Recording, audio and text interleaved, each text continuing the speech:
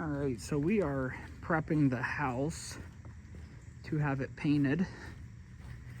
This is a vinyl sided house from the early 90s.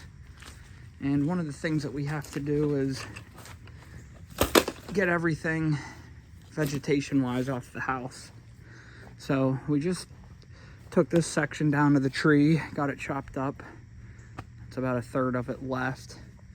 Might have been about a 12 to 15 foot going off of this tree, leaning up against the siding. So we got rid of that. As you can see, that was only about 5.5 feet above ground level. So now we need to get the rest of that from touching the house. Luckily, I have this Worx pole saw. So we're gonna see how it does getting these hard to reach places. Everything else was cut down with this El Cheapo Craftsman from a big box store. I've had it for, I don't know, 6 years. It's held up pretty good. Minimal complaints. So I'm gonna go ahead and get this all hooked up and let's see how it does. The way this goes together is you loosen up this section here, and then this section that we just unscrewed fits in to extend all of your controls. Then you're going to put this on to lock it all into place. That's what it looks like when it's on the pole itself. And then you connect. This is the power coming from the chainsaw, and this is actually what's connecting it through the pole. And all the way at the bottom there is your controls, okay? Always make sure you have bar chain oil. As you can see, I'm almost full.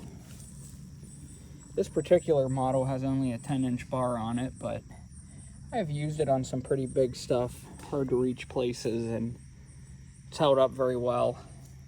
Probably have had this 4 to 5 years. We're about 10 feet up in the tree. As you can see, I have about another 10 feet to reach those small limbs that I want to get. So we'll see if the Worx pole saw is the tool for the job.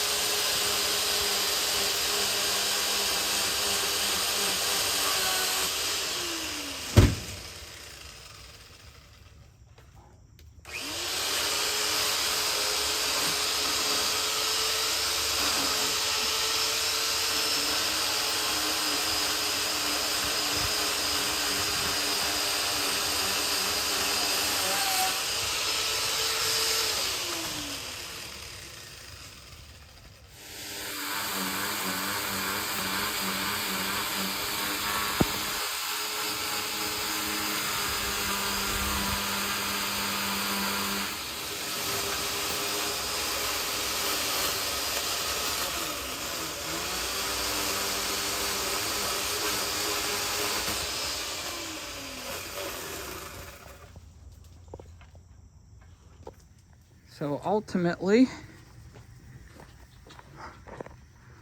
was able to get all of it but this last one. But it's small enough that the painters can just snap it in half. Can't win them all.